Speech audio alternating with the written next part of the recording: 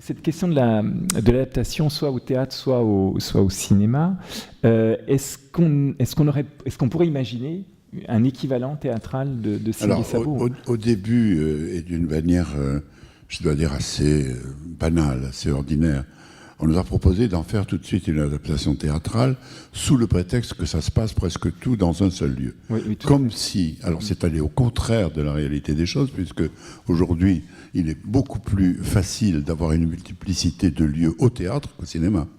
Parce que le théâtre évoque et suggère. Quand on a fait le Mahabharata avec Peter Brook, il y avait des palais, des forêts, des lacs, tout ce que l'on fait, sans qu'il y ait le moindre élément de décor, sauf peut-être une petite flaque d'eau. Donc le théâtre est très très libre dans le fait d'aller très rapidement d'un endroit à l'autre, ce qui n'est pas le cas au cinéma. Donc l'idée de faire une adaptation théâtrale du livre d'Attique, moi, m'a paru tout de suite absurde, et je l'ai dit à ceux qui voulaient le faire, pour cette raison-là. D'abord, c'est pas vrai que c'est une histoire à deux personnages. Il y a des soldats, il y a un Mola, il y a la tante, il y a beaucoup d'autres personnages. Comment nous faisons pour faire intervenir la tante, par exemple, au théâtre? Comment fait-on pour faire sortir le personnage principal? C'est juste pas possible.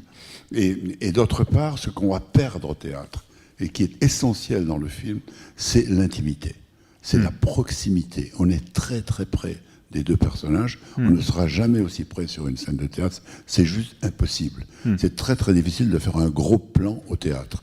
Pour faire un gros plan au théâtre, il faut que tout le monde, tous les autres acteurs regardent une personne, vous voyez, et que les lumières se fixent sur lui à ce moment-là. C'est pas concevable sur la durée d'une pièce. Donc pour toutes ces raisons, enfin longuement, je vous dis en quelques minutes, ce qui a pris des semaines de discussion, parce qu'on discutait sur tel ou tel moment, sur telle ou telle scène du roman, il m'a paru tout de suite, mais tout de suite évident, à la première lecture du livre, que c'était vraiment un film, et pas du tout une pièce de théâtre.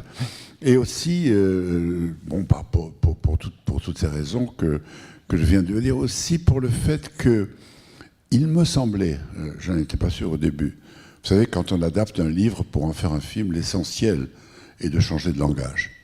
Il y a maintenant 120 ans que le cinéma existe, ou presque. Il a gagné ses galons, il a son langage à lui. Et on ne peut pas écrire un film si on ne connaît pas ce langage-là. Ce serait comme écrire un livre en chinois sans connaître le chinois. Le langage cinématographique est très différent du langage littéraire. Il a fait de 1000 choses, y compris le jeu des acteurs qui en fait partie. Est-ce que cela peut se jouer ou pas? C'est une question qu'on se pose à chaque instant. C'est pas seulement de l'image et du son. Donc, il me semblait que ce film était la possibilité d'explorer, avec une contrainte, qui était un espace réduit, un langage cinématographique d'un type non pas nouveau, rien n'est nouveau.